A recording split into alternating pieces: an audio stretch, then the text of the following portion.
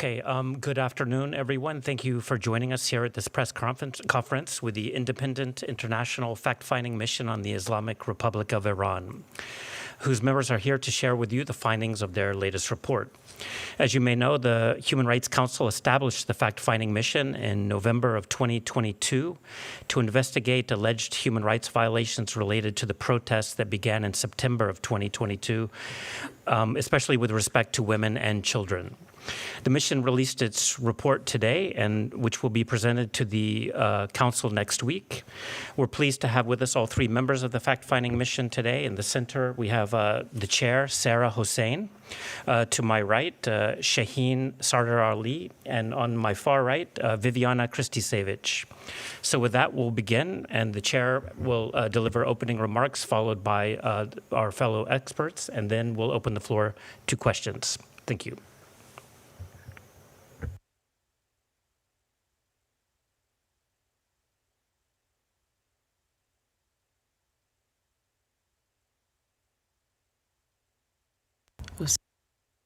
Thanks.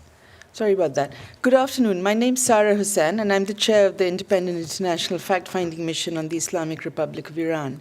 As you heard, I'm joined by my fellow members, Professor Shaheen Sardar Ali and Viviana Kristisevich. I will outline what we've done over the last year to consolidate our investigation into the protests that broke out on the 16th of September 2022 in Iran. My colleagues will then speak to the current situation and what has changed, and then on accountability and next steps. This morning, we released our second report to the Human Rights Council, which we will present next week to the Council in an interactive dialogue. We will also release our detailed findings in the form of a conference room paper. Over the course of the last year, our team has collected new material and strengthened the evidence for our previous findings. In total, we've now collected over 38,000 evidence items and interviewed 285 victims and witnesses. We've also extensively reviewed information from the government of Iran, including that which is in the public domain, and we've now examined incidents across 17 provinces in the country. We've preserved all of this evidence in line with our mandate, and we'll make that available to credible legal proceedings whenever and wherever they occur.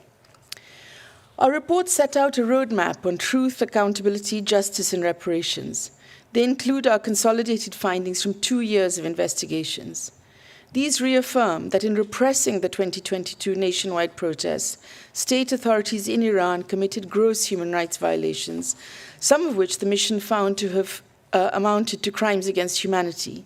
This includes evidence in relation to the unlawful use of force, torture and ill treatment, arbitrary arrests and detention, sexual and gender-based violence, including rape, and serious fair trial violations. This year, we received information from the government of Iran-appointed Special Committee on the 2022 unrests. Some of this related to accountability measures, which they stated have been taken domestically. They have referred to 621 judicial cases filed against law enforcement officials, of which they mentioned that 563 cases have culminated in judicial rulings.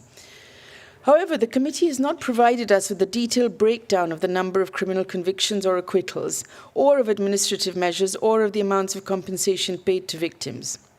They also have not explained to us the crimes to which these complaints related. In light of our mandate, we have significantly strengthened our evidence on the treatment of children, ethnic and religious minorities, and LGBTQ+ persons in the context of the protests. With respect to children, we gathered evidence of unnecessary and unlawful use of force against children, both girls and boys, and we heard many harrowing accounts of harsh physical and psychological torture and a wide range of serious fair trial and due process violations committed against children, including some as young as 7 years old. We concluded that the security forces, as well as some members of the judiciary, made little or no distinction between the treatment of children and adults. We also deepened our investigations into the situation of ethnic and religious minorities, finding that they had been specially targeted in the context of the protests, and that some of the most egregious violations were carried out in peak protest towns in minority-populated regions. We also found that LGBTQ+ persons amongst the protests were targeted, again for their real or perceived sexual orientation and/or identity. There were 2 new areas of investigation this year. One concerned the disturbing pattern of deaths of some protesters, including girl children, which the state dismissed as cases of suicide. These cases were particularly difficult to investigate, but we found that they all followed similar patterns, with judicial harassment of families, including actions to prevent them from mourning their loved ones, and denial of many of the allegations and an absence of detailed investigations. Another new area for us related to the frequent use of mock executions. We found that detainees, men, women, and children, had been held in some cases at gunpoint or had nooses put around their necks in a form of psychological torture. We further strengthened our evidence regarding patterns of transnational repression, including threats and intimidation and attempted assassination of human rights defenders, including journalists, victims, and their families abroad. We concluded that Iran's repression of the protests was far-reaching and transcended its own borders. I'll turn now to my colleague, Professor Sardar Ali. Thank you, Sarah.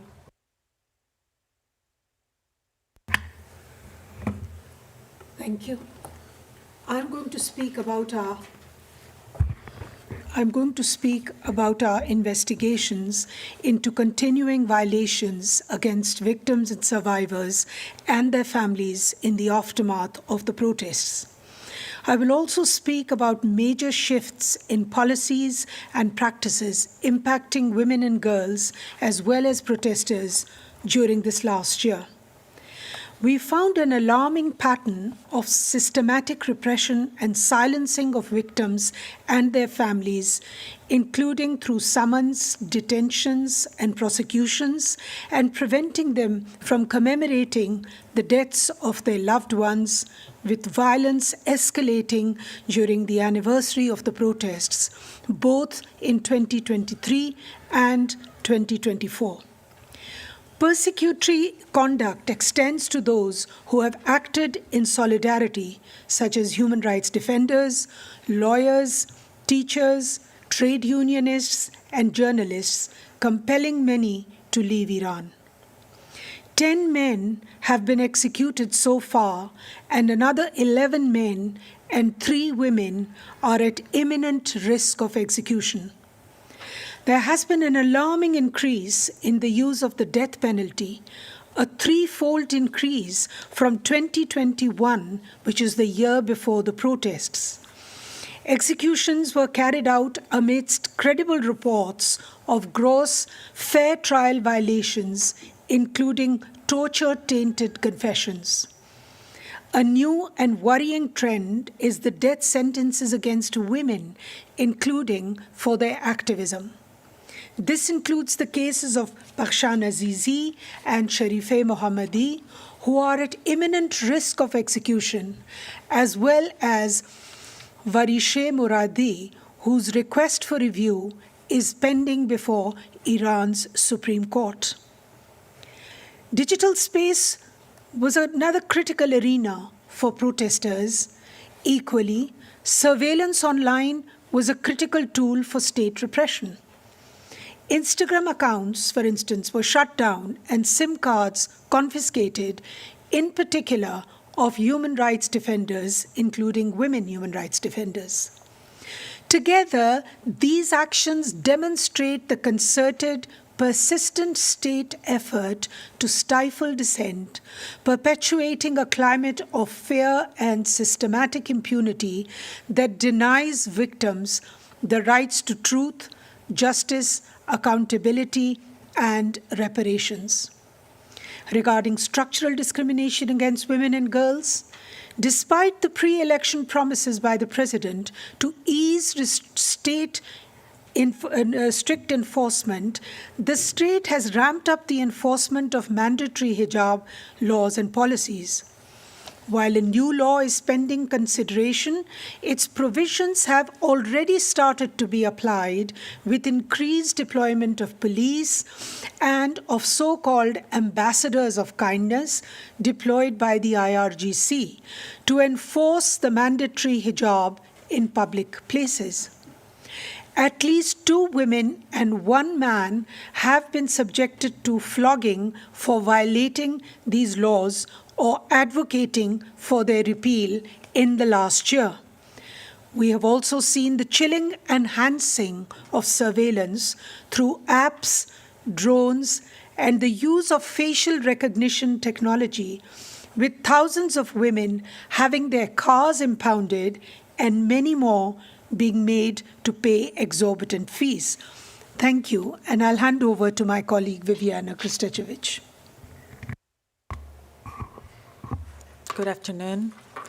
Building upon the mission's first report and accompanying conference room paper, we have taken the time this second mandate to provide further guidance on reparations and accountability avenues to ensure that victims, survivors, and the people of Iran have sufficient guarantees of their rights, and that measures of non-repetition, including structural measures, are adopted to prevent further violations. We took steps to consult with many victims about their expectations. We also talked to experts to enrich the legal principles and the diverse experiences that would support our recommendations. Moreover, following our mandate and standard practice from other investigative bodies, we collected and systematized information on the evidence on the human rights and criminal law responsibility of entities and individuals. In our reports, we have reaffirmed that structural discrimination in law and practice against women is the root cause and the trigger for the gross human rights violations and crimes against humanity that occurred in the context of the state response to the protest linked to the Women Life Freedom Movement. Consequently, we outlined some of the structural measures needed to ensure that violations do not repeat themselves. As a result, we highlighted the need to do profound legal reforms to ensure the inclusive and equal participation of women in public life, to guarantee all rights for all women, and amongst the measures, the legal measures that we thought were crucial were the rejection of the mandatory hijab law, and the lifting of restrictions so that women can fully participate in public office, including in the judiciary, in an equal footing with men. We have reiterated to the government of Iran the need to release all persons arbitrarily detained for exercising their freedom of expression and freedom of assembly, and to stop the application of the death penalty against protesters and human rights defenders. The FFM also recommended measures to the international community, including the support of victims through medical and trauma treatment, memorialization and truth-telling initiatives, the establishment of funds for victims, including with the proceeds of frozen assets of individuals, amongst others. On accountability, we did not take this task lightly. The FFM went to great lengths to establish whether domestic remedies were in place and accessible to victims, and concluded that chronic impunity persists. Victims have, for the large part, not obtained justice, truth, or received reparations, as already mentioned by the chair. Additionally, we have documented many instances in which victims and their families are harassed domestically and abroad when searching for accountability or justice. Moreover, we gathered and systematized evidence pointing to human rights and criminal responsibility of individuals and entities involved in gross human rights violations and crimes against humanity linked to the patterns and incidents documented in our report. Finally, in light of the gravity of our findings, we have recommended that the Human Rights Council continue to retain attention on the situation of human rights in Iran, including by creating a follow-up body to carry on the work of the fact-finding mission on Iran. Thank you. Thank you. Now we'll open the floor to questions if we have any from the room. AFP, please go ahead. If you could just please identify yourself and the media outlet that you work for. Sure, Robin Millard from AFP. One thing that jumped out from your report was about the use of technology and how technology is being used not to liberate people's lives, but to bring about surveillance and repression, as your report says. Could you talk a little bit more about that aspect and how you see that aspect developing over time?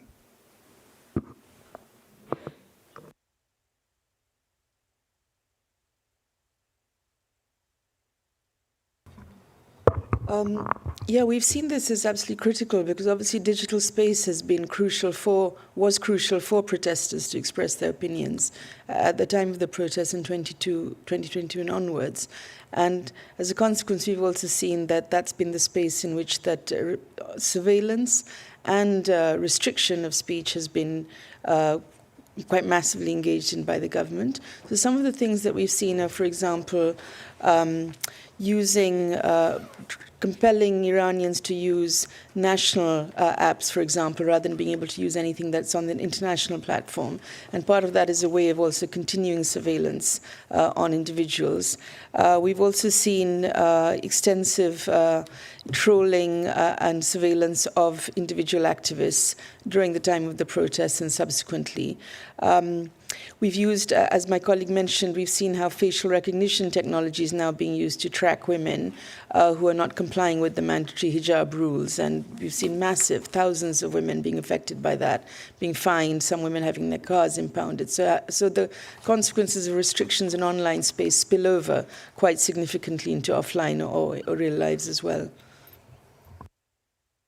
I just add as an example the Nazar app, which is a particular app that the government has instituted, where after vetting, sort of normal citizens can also file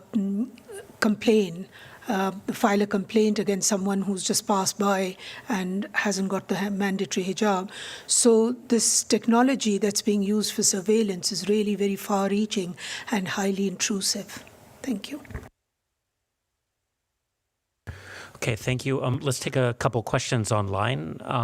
We have first Gabriela Sotomayor. Please go ahead. Thank you very much for the briefing. Two questions, may I? First is, how are you going to make sure that women in Iran have access to this report? Is there any strategy that you are thinking about? And secondly, you just mentioned that, well, I asked the second question after. Thank you.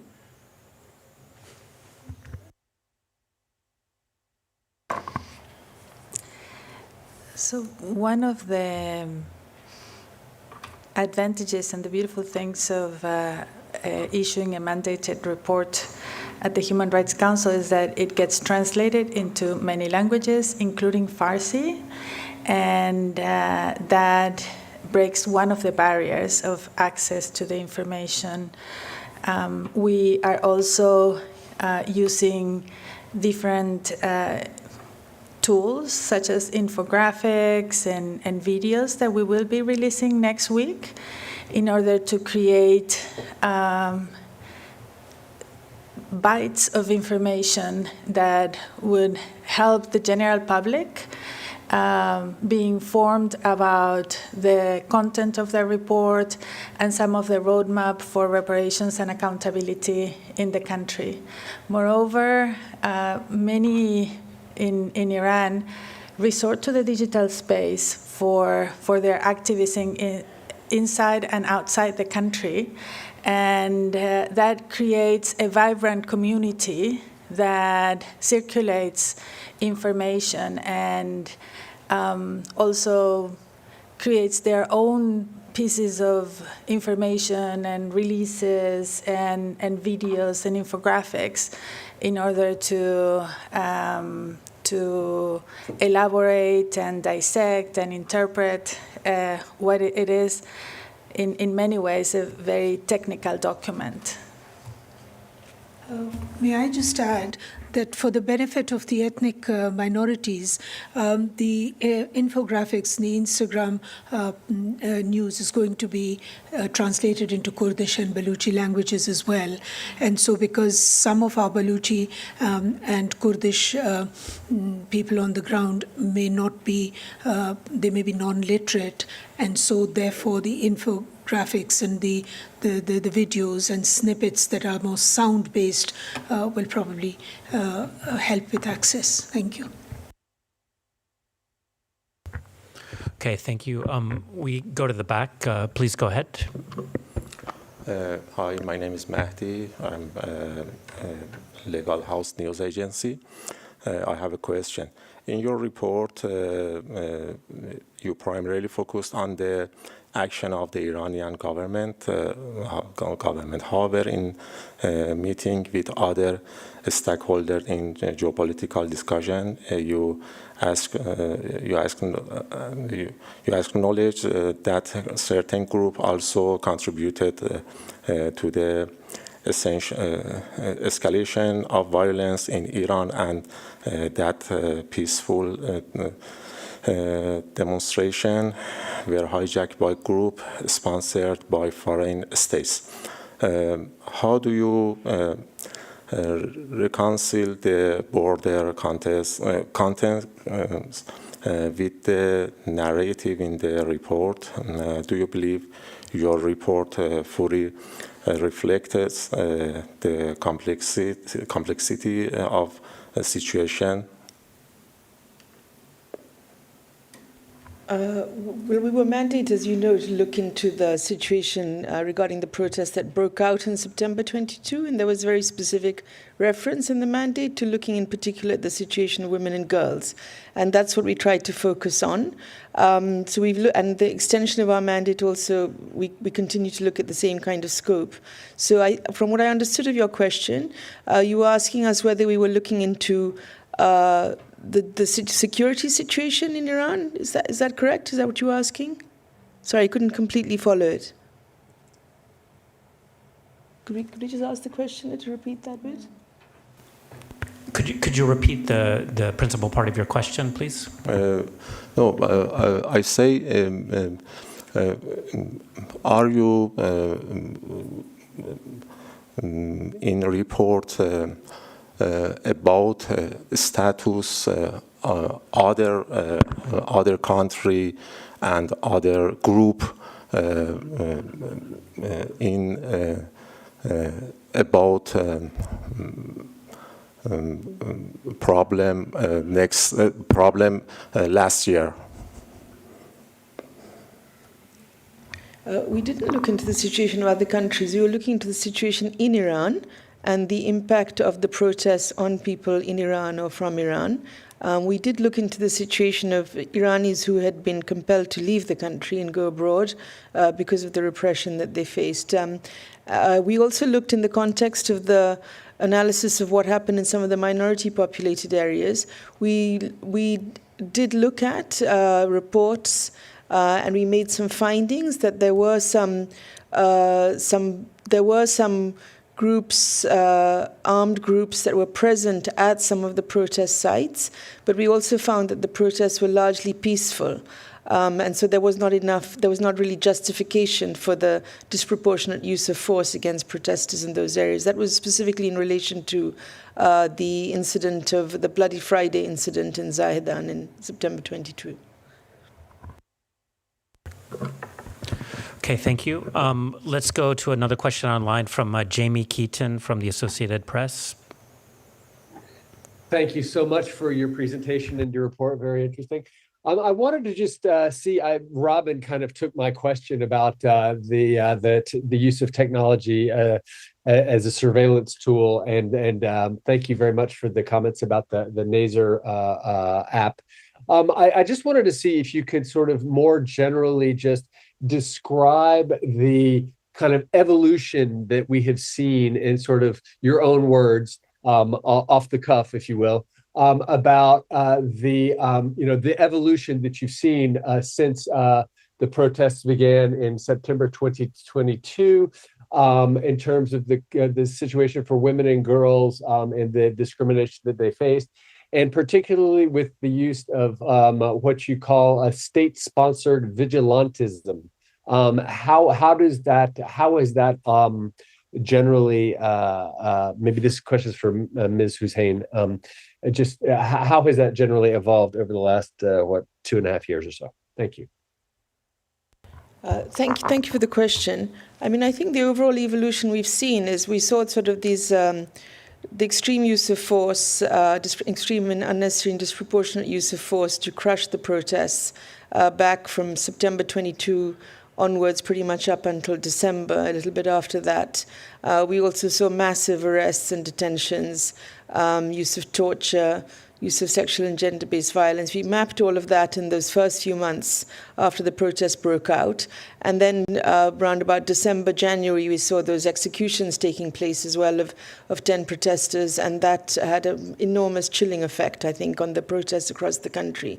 And what we've seen in the period since then, since about January 23 onwards, is a slightly different pattern playing out, where the protests have not been on that large scale that took place at that time. There have been sporadic and further protests ongoing, but we've seen the response of the state being to repress, essentially try to, first of all, on the one hand, deny many of the allegations of violations, and no longer allegations. We've made findings of serious violations, of gross human rights violations, and as you know, last year we also made findings of crimes against humanity.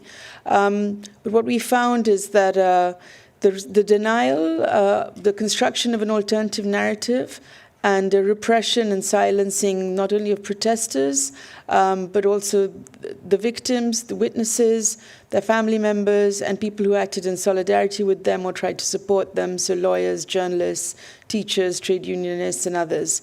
And what you mentioned about the vigilantism or the engagement of vigilantes by the state, we've particularly seen that in relation to the continuing enforcement of the mandatory hijab rules with, on the one hand, the Revolutionary Guards have this group called Ambassadors of Kindness.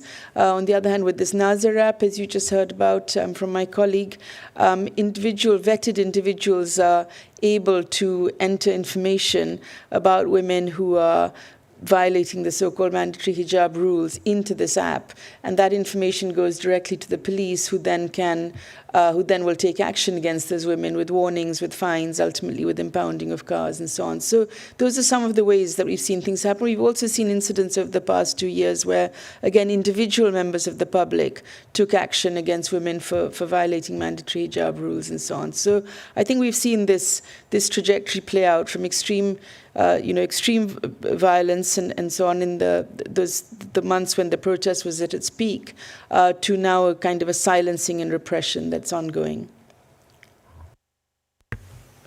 Thank you. All right, let's take another question online from Laurent Sierra from the Swiss News Agency.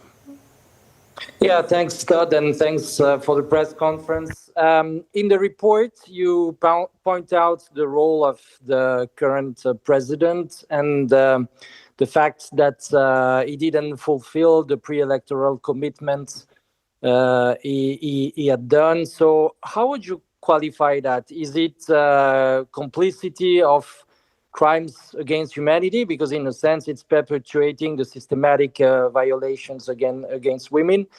And then the second question would be, why don't you ask for a renewal of your fact-finding mission and rather a new follow-up mechanism? And what would be the format that you would recommend for that follow-up mechanism? Thank you.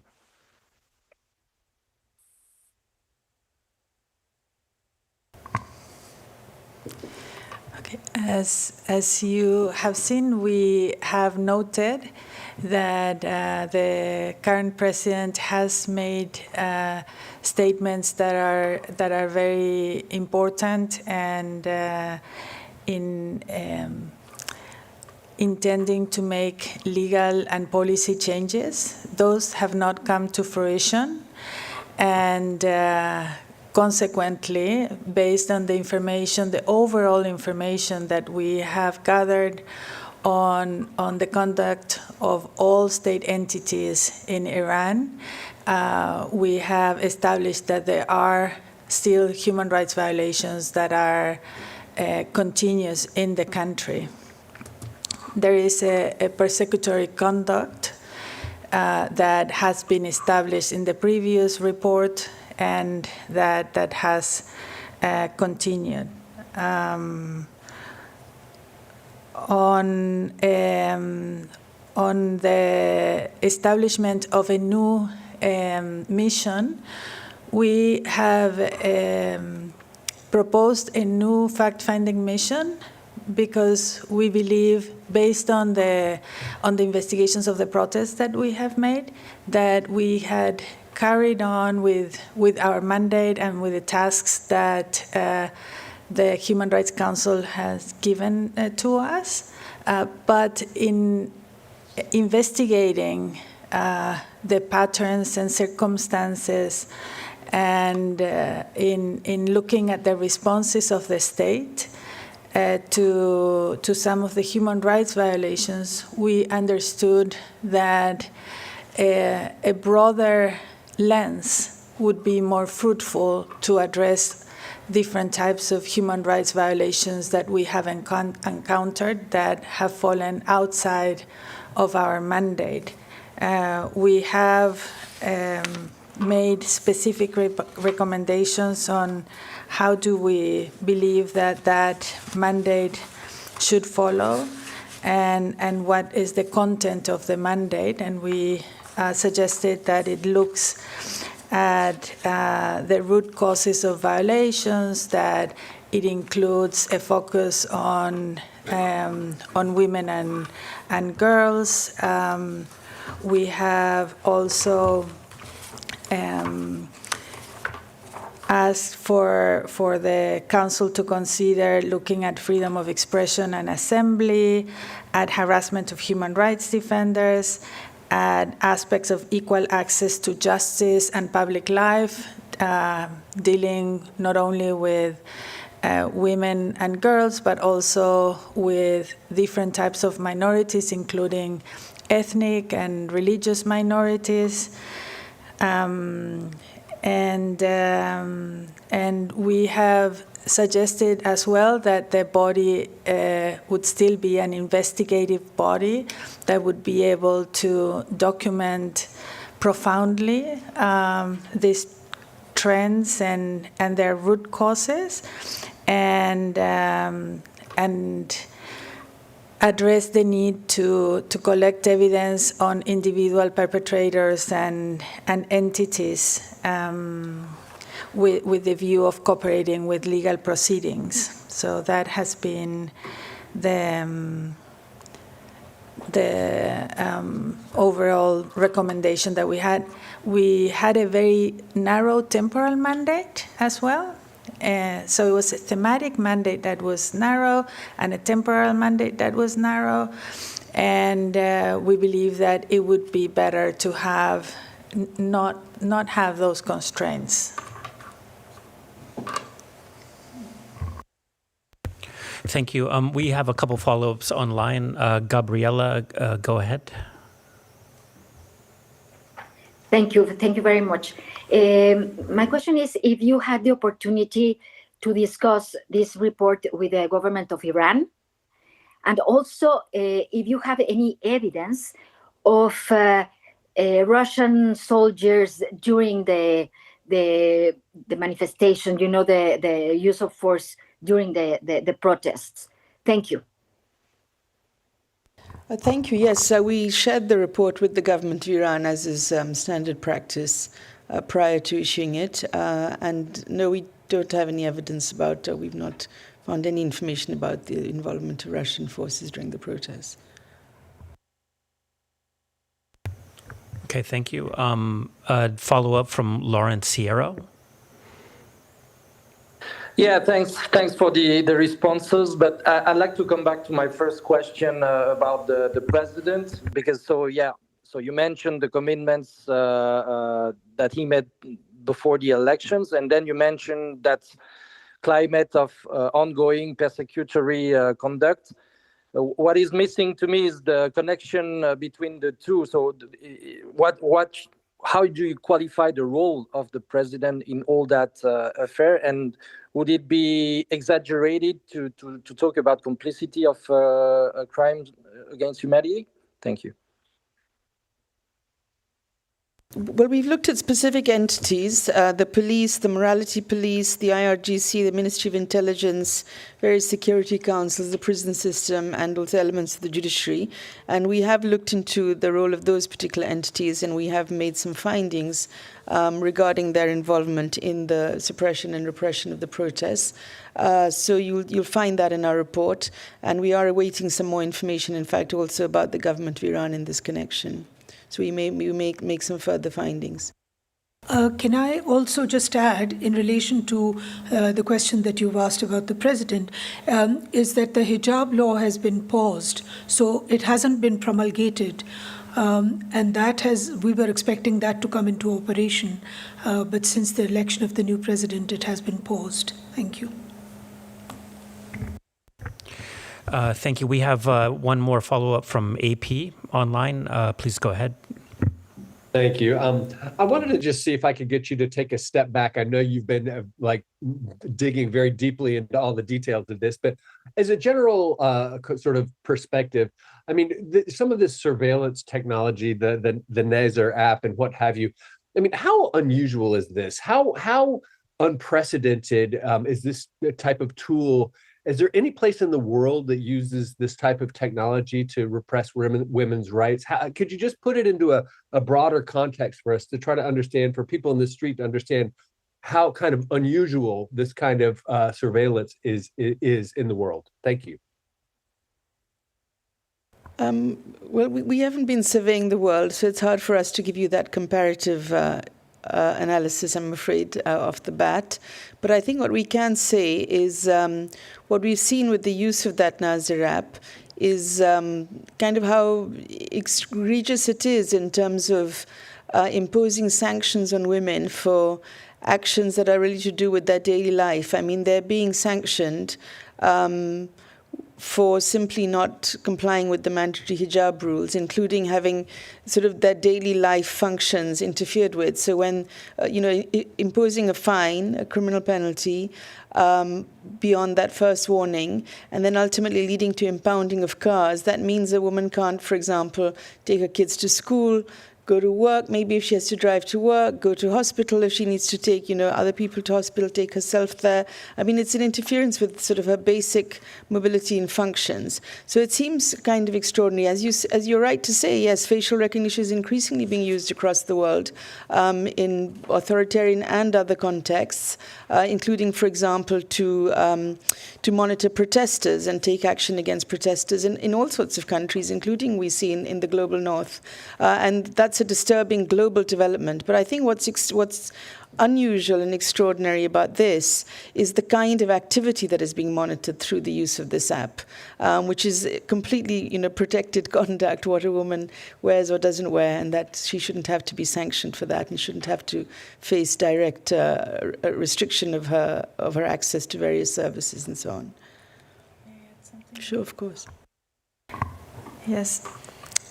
I wanted to add that having seen in many countries the use of surveillance for persecuting human rights defenders, I found the experience of documenting and investigating Iran pretty puzzling for several reasons. One is the development of this national internet network that allows a level of control and restriction of speech and activism in the digital space at a level that is really unheard of in most of the world.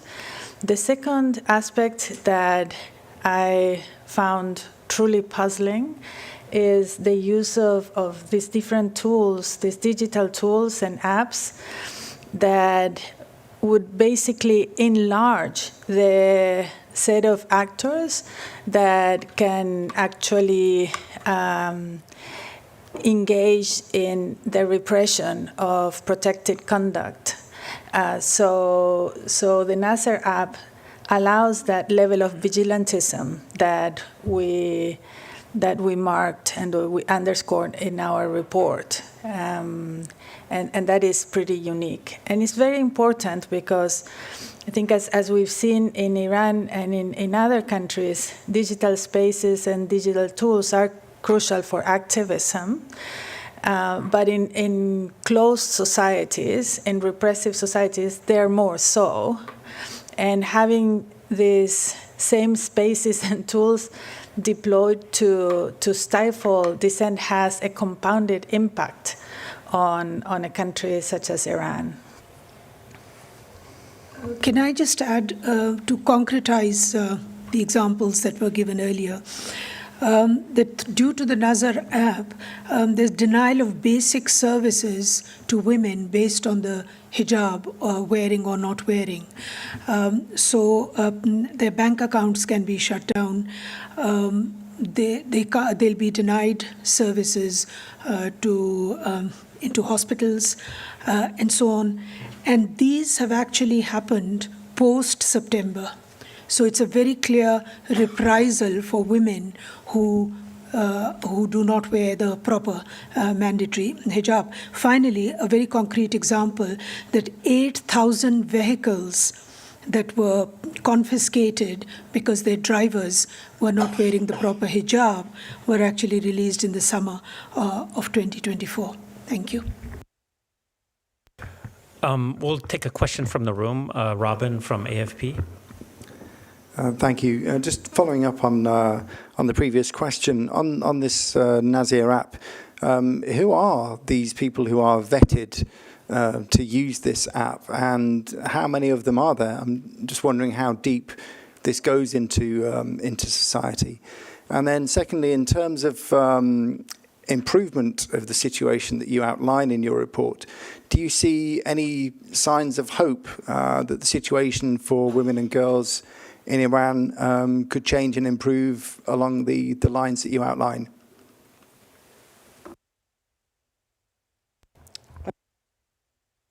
I don't think we have information regarding the nature of the so-called vetted individuals or their numbers. And with respect to hope, I think the main, in the work we've been doing, when we started, we were not very. We didn't know whether we'd be able to reach anyone. Since we were not able to go into Iran in all of these 2 years, we never were able to get the permission to do that from the Iranian government. We didn't know whether we could reach people. But what we've seen over these 2 years, we've spoken to almost 300 victims and witnesses now, inside Iran and outside. And I think ultimately that's, there's an extraordinary source of hope, because despite all of this repression, people inside Iran keep on looking forward. And we've spoken to witnesses who, we've said, can you carry on? How do you carry on? And so on. They said, we have to carry on. This is our country. We're fighting for our rights, and we're going to establish them. So I think that is the ultimate source of hope. Okay, thank you. All right, did you have a question in the back? To be more specific, I clear in my last question. I am concerned about the support of foreign groups for the protesters in Iran. Has your report also addressed the support from foreign government and opposition group such as separatists, the Mujahideen Khalq, Munafiqin, and etc. For the protesters, and do you in general believe in the existence of such interventions and provocations?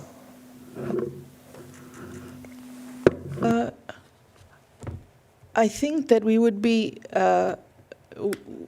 be absurd to say that Iran is not facing all kinds of threats around itself. There are clearly serious security concerns at the borders and elsewhere. But what we were mandated to do, and what we have done, is look into the situation of alleged human rights violations in the context of the protests that broke out. And what we have found, and whatever the context, whatever the security context in Iran may be, we have found that there is no justification for the violations that occurred against the Iranian people in Iran following 16th of September 2022. And thank you. If I may just add that, as you all know by now, that we were not allowed access into Iran, that the government of Iran, out of the 35 communications that we sent them, we only received responses to 5, and those 2 were incomplete and not to our satisfaction and detailed enough. So in response to your question, one thing that would have really helped for us to answer your question would have been if we had access to the country and if the government of Iran had come forward with evidence that there was foreign intervention in the protests. That would have helped us a lot, because whatever we have received from the government of Iran in the form of any steps that have been taken have been reflected faithfully in our reports. Thank you. Okay, let's take a question online, a follow-up again from Gabriela. Did you still have a question? Yes, thank you. I think I didn't ask in the right way. But you just mentioned that you were in communication with the government of Iran about the report. But did you have a wider response of the government of Iran to your report? What do they think? What did they say about it? And also, the second question is, do you think that the report could be an evidence, for example, in the ICC court, to follow this case, I mean, in an international court or something like that? Thank you. Thanks so much for clarifying that question. Yes, we did get more detailed responses in a number of forms. First of all, the Special Committee on the 2022 unrest, which was set up by the government of Iran, that met with us last year. It met with us also this year, quite recently, and it has produced a report regarding their findings into the consequences of the protests. I mentioned at the beginning of my remarks today that they have provided some information regarding the number of cases that have been opened in Iran against members of the law enforcement agencies. They've also made some statements about compensation given out to victims. And some disciplinary action taken. Our concerns are that we've received this information, we've reflected it in the reports, but we have not received any of the breakdown. So we don't know exactly who, how many, where have been proceeded against, what is the final outcome of these proceedings, also who, where, again, how many have received compensation, nor have we informed what kinds of crimes these actions have been taken in relation to. So there's a lot of missing information still from there. We've also seen other government reports produced by a body called the High Council for Human Rights, which again has provided some information around action that's been taken by the government of Iran. We're told that there are going to be some new bodies also established in connection with providing relief and redress for violations. Again, we do not have the details. We don't have enough information to assess that at this time. We were also told about some directives that had been that the government stated had been issued by different authorities, requiring restraint in the response to the protests. We've asked for these directives many times. We've not yet received them and not yet had an opportunity to analyze and verify them fully. Can I just sort of add to that, regarding your particular reference to the ICC, that Iran is not a state party, and so therefore there cannot be this direct intervention. But victims can make submissions for crimes that happened in countries that are state parties, so transnational crime, but we have no knowledge of any such case for the moment. Thank you.